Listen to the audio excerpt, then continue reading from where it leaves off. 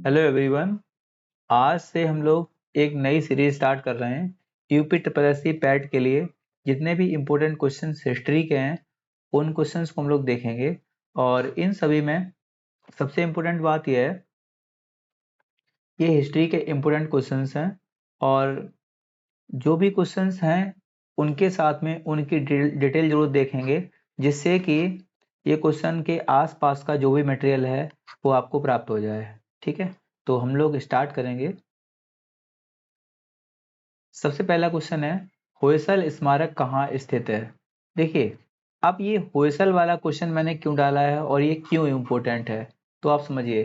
क्योंकि होयसल मंदिर जो है, होयसल मंदिर जो है ये कर्नाटका में स्थित है। कर्नाटक में स्थित है। कर्नाटक का जिला है बेलूर, जहां पे स्थित है। ठीक है। अब जो होयसल है उसकी राजधानी थी द्वार समुद्र और उसी का नया नाम है हेलेबिडू, जो कि बेलूर भी कहा जाता है। ध्यान रखेंगे। ठीक है। अब होयसल को यूनेस्को ने 42वीं साइट बनाया है। 42nd नंबर साइट होयसल को बनाया है। हालांकि होयसल में 3 टेम्पल आते हैं। ध्यान रखेंगे, तीनों टेम्पल्स के नाम इंपोर्टेंट हैं। अगर आप चाहें तो कहीं नोट कर लीजिएगा। ठीक है। तो सबसे पहला आता है चेन्ना केशव मंदिर। चेन्ना केशव मंदिर। दूसरा मंदिर आता है होयसलेश्वर मंदिर। होयसलेश्वर मंदिर। और तीसरा आता है केशव मंदिर। इन तीनों मंदिर को ही होयसल मंदिर बोला जाता है और तीनों को ही एक साइट के रूप में शामिल किया है किसने? यूनेस्को ने। ध्यान रखेंगे, यूनेस्को की स्थापना 16 नवंबर 1945 को हुई थी। ये सारे क्वेश्चन इंपोर्टेंट हैं क्योंकि संगठन भी एक टॉपिक दिया है यूपी ट्रिपल पैट के स्टैटिक के एग्जाम में। ठीक है। अगर देखेंगे तो इंडिया इसमें कब शामिल हुआ है, तो 1946 में इंडिया इसमें शामिल हुआ है। और यूनेस्को में इंडिया की तरफ से प्रेजेंट टाइम में 42 साइट हैं। तो आप क्रम से याद कर लीजिए। वैसे तो शुरुआत वाली पूछ लेता है तो एलोरा की गुफाएं हैं। फर्स्ट नंबर की साइट इसकी एलोरा की गुफा थी। और अभी लास्ट वाली साइट है होयसल टेम्पल। ध्यान रखेंगे इस चीज को। ठीक है। और अगर 41 नंबर पूछ लेगा तो 41 नंबर की साइट भी इंपोर्टेंट है, जिसका नाम है शांति वन, सॉरी, शांति निकेतन। शांति निकेतन, निकेतन।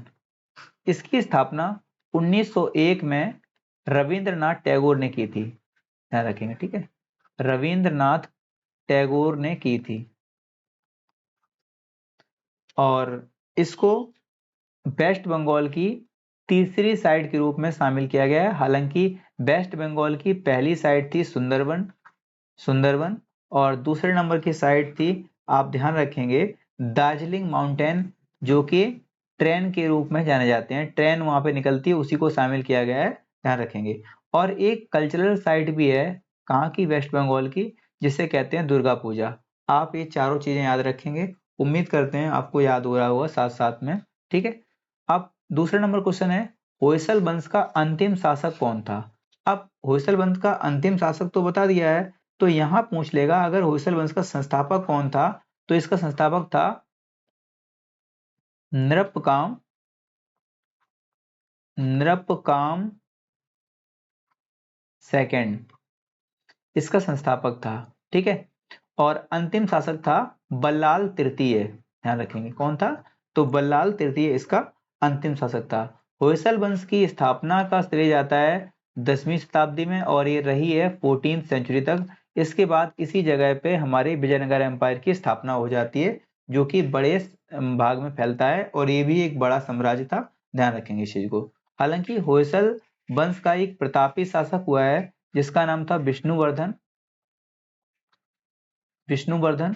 और विष्णुवर्धन को ही श्रेय जाता है इन मंदिर को बनाने का। ध्यान रखेंगे, होयसल मंदिर को बनाने का श्रेय विष्णुवर्धन को ही जाता है। ध्यान रखेंगे इस चीज को। ठीक है। अब हम लोग आगे देखेंगे। तो इसमें थर्ड नंबर क्वेश्चन जो हम आपको करवा चुके हैं, होयसल की कैपिटल पूछी है, जो कि द्वार समुद्र है। और इसी को हम लोग हैलेबिडू के नाम से जाने जाते हैं। ठीक है, हैलेबिडू के नाम से जानते हैं, जो कि बेलूर डिस्ट्रिक्ट में स्थित है। कहाँ पे है? बेलूरू कर्नाटक में स्थित है। ठीक, ध्यान रखेंगे। अब 4th नंबर क्वेश्चन है, होम रूल लीग की स्थापना यानी कि होम रूल आंदोलन की स्थापना का सूत्रपात कब हुआ? तो इसकी स्थापना अगर पूछेगा तो इंडिया में 1916 में होती है। हालांकि ये होम रूल लीग जो चली थी ये आयरलैंड से इसका मतलब की उत्पत्ति मानी जाती है। कहाँ से? आयरलैंड से इसकी उत्पत्ति मानी जाती है। और इंडिया में इसके दो लोगों ने इसको चलाया था।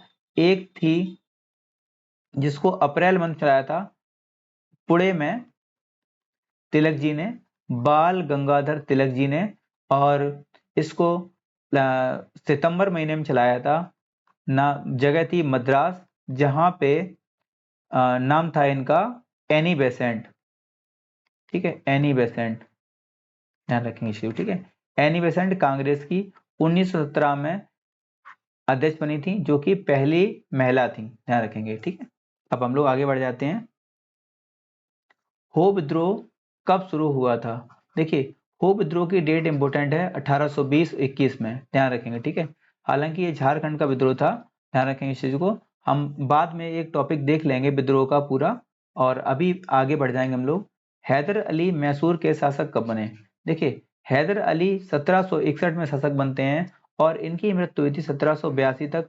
ये शासक रहते हैं कहाँ के? मैसूर के। ध्यान रखेंगे। ठीक है, और 1782 से लेके 1799 तक टीपू सुल्तान शासक रहता है।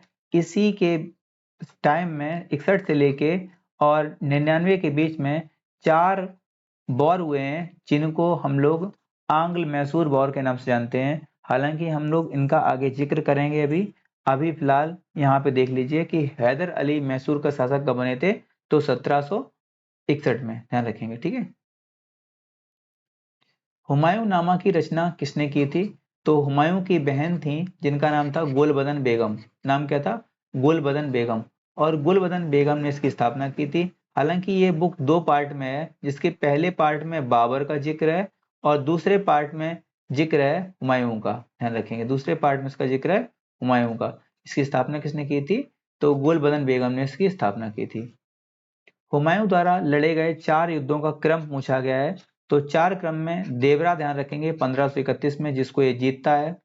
सिर हालांकि देवरा अफगानों के विरुद्ध ही जीतता है ये, और अफगान ही थे शेरशाह सूरी, जिनसे ये हार जाता है 1539 में। चौसा, चौसा का पूछता है कि चौसा किस नदी के किनारे है? तो ध्यान रखेंगे इस चीज को कि चौसा कर्मनाशा नदी के किनारे स्थित है। ध्यान रखेंगे। ठीक है, और ये चौसा के युद्ध में ही कर्मनाशा नदी में कूद जाता है, जिसके बाद इसको एक भिस्ती था जिसको बचा लेता है। ठीक है, और एक दिन का सुल्तान बनता है बाद में वो आके। और बिलग्राम होता है 1540 में, जिसके बाद ये भारत छोड़ने के लिए विवश हो जाता है, और ये अपनी बीवी को अमरकोट के राणा वीर साल के यहाँ छोड़ देता है। जिसके बाद 15 अक्टूबर 1542 को अकबर का जन्म होता है। ध्यान रखेंगे इसी को। ठीक है, हम लोग आगे देखेंगे। तो हुमायूं गद्दी पर कब बैठा? तो हुमायूं गद्दी पर 2 बार बैठा है। ध्यान रखेंगे, एक बार 1530 में गद्दी बैठा है बाबर की मृत्यु पे। बाबर का राजा बना था 1526 में, और 1530 में उसकी मृत्यु हो गई थी। 1530 के बाद ये गद्दी बैठता है, और 30 से लेके 40 तक गद्दी पर रहता है, जब तक बैटल ऑफ कन्नौज नहीं होती है, यानी कि बिलग्राम का युद्ध नहीं होता है। लेकिन इसके बाद 40 के बाद 55 तक शासन रहता है सूरी वंश का, और 55 के बाद बैटल ऑफ सरहिंद के माध्यम से ये फिर से इंडिया में एंट्री करता है। ठीक है, ध्यान रखेंगे इस चीज को। और इसके बाद हम लोग एक क्वेश्चन देखेंगे, 10 नंबर क्वेश्चन है, जो कि लास्ट क्वेश्चन है। हिंदू शाही वंश के किस राजा के विरुद्ध सुबुक्तगीन ने संघर्ष में भाग लिया था? अब देखिए, सुबुक्तगीन कौन था? तो ध्यान रखेंगे, सुबुक्तगीन जो था महमूद गजनबी का पिता था। एक मिनट रुकिएगा। सुबुक्तगीन जो था, हाँ, ठीक है, तो हमने क्या बताया आपको? सुबुक्तगीन जो था गजनबी पिता था। अब देखिए, जो सुबुक्तगीन था ये अलप्तगीन का गुलाम था। गजनी का एक शासक था, गजनी का एक शासक था जिसका नाम था अलप्तगीन।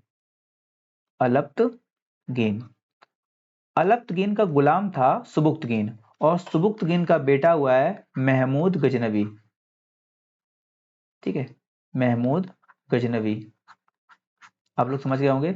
और पूछ लिया है कि सुबुक्तगीन ने किसके साथ इंडिया में संघर्ष में भाग लिया है, किस हिंदू सहायक भाग लिया है, तो जयपाल, और जयपाल को इसने पराजित कर दिया था, ये ध्यान रखेंगे इस चीज को, ठीक है।